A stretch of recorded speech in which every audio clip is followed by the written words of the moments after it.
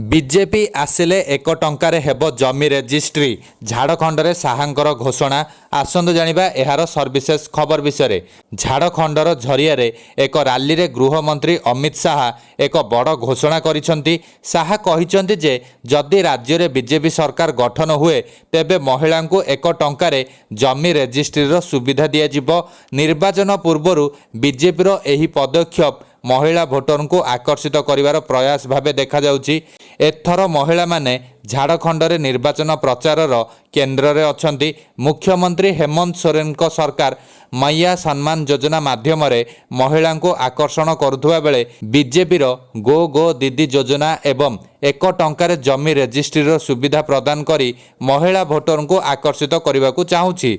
शाह तांकर अभिभाषण रे कांग्रेस को टार्गेट करी कहिसेंती निर्वाचन पूर्व कांग्रेस नेता माने खटाखट विषय रे कथबार्ता करती किंतु निर्वाचन पर सबु किछि भूली जाती। से कहिसेंती बीजेपी जहाँ प्रतिश्रुति देइछि ताहा प्रदान करुछि एवं प्रधानमंत्री नरेंद्र मोदी को ग्यारंटी पत्थरर गार।